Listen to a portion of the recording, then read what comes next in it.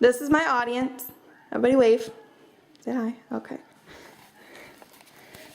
Let me check record. It's already recording.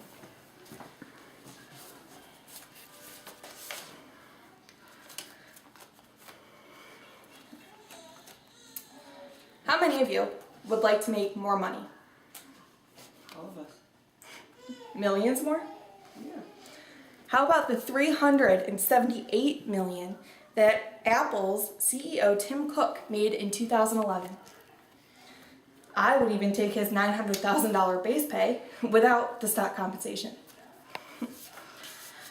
But it's okay that he makes that much because he's CEO of Apple. We all go on buying iPhones and iPads. But recently, my mother said something to me.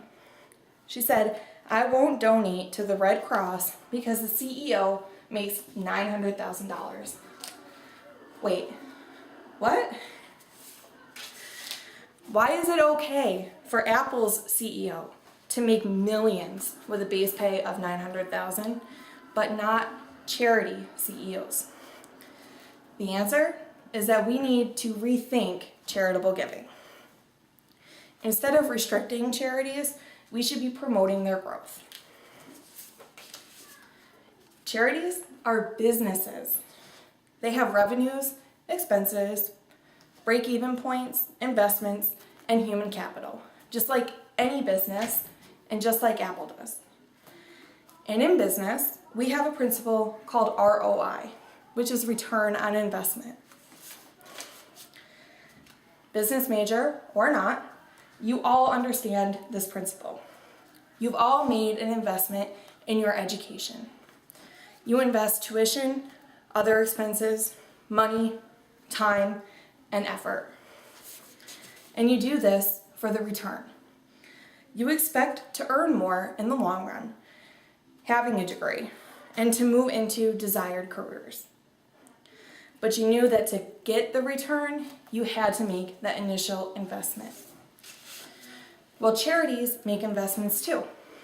They invest in fundraising community events, in advertising and marketing, and in the recruitment of human capital.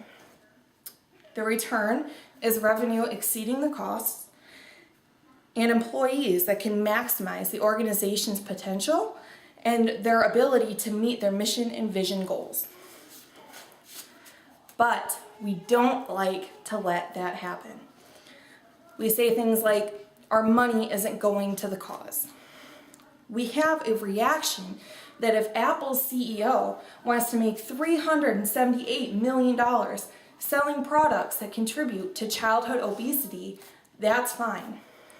But if a different CEO wants to make 1/4 of that trying to cure cancer, we scowl in disgust. Doing this, according to Dan Pallotta in his TED.com speech, The Way We Think About Charity is Dead Wrong in 2013, forces our brightest minds to choose between doing well for themselves or doing good for the world. Who would you choose? Your family or the world? Another investment that charities make is marketing. Now, charitable giving has been stuck at 2% of the GDP for over 40 years, according to giving statistics published in Charity Navigator, Your Guide to Charitable Giving. As Dan Pallotta points out, how can you wrestle for market share when you aren't allowed to market? Like all businesses, charities come in many sizes, but the fact remains that all charities are small organizations compared to the huge problems that they go up against. Diabetes affects 26 million Americans.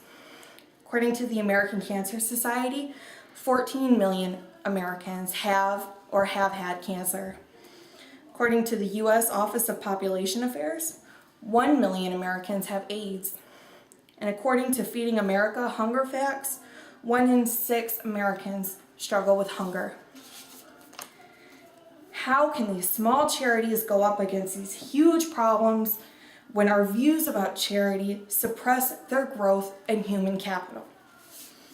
And why do our donations fizzle off when we don't see a cure right away?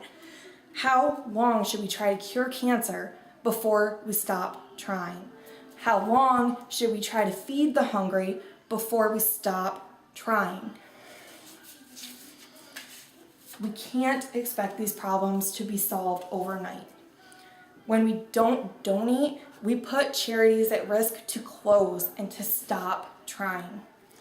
Yet we tell ourselves that donating once is enough. And we tell ourselves we donate to charity X, so we can't donate to charity Y. We decide we have a certain amount to give charity, not realizing that we can grow that total by giving up some other material purchase. But why would anyone give up purchasing something they want to donate to charity? And the answer is because we have yet to realize that the intrinsic value of donating to charity is something we want. Many of these charities ensure our physiological well-being. If cancer is cured, you will never get cancer, or die of cancer, excuse me. Donating to charities ensures our safety. We owe our national 911 emergency response system to the imagination and perseverance of the Robert Wood Johnson Foundation, according to Daniel Rose's Philanthropy versus Charity, America's Third Sector, published in the journal Vital Speeches of the Day. Donating to charity enhances the sense of love and belonging. Think about it. Is there any better display of friendship and love than helping one another? Fundraising for community events like the Avon Walk for Breast Cancer instills camaraderie, friendship, and it strengthens the bonds in families.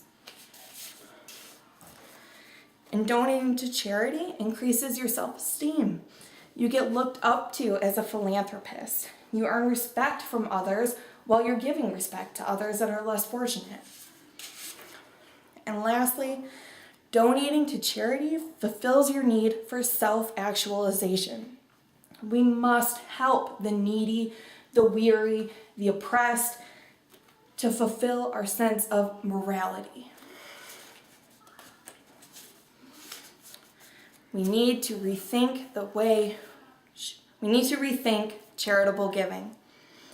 The reality is that we use a variety of excuses to suppress charitable growth, but none of them hold up. According to an article titled Top 25 Compensation Packages published by the American Institute of Philanthropy, the CEO of the American Red Cross does not make $900,000. In fact, the closest 2013 compensation for CEOs of charity organizations to $900,000, that is, was the Girl Scouts. But nobody boycotts buying their tag-along Girl Scout cookies.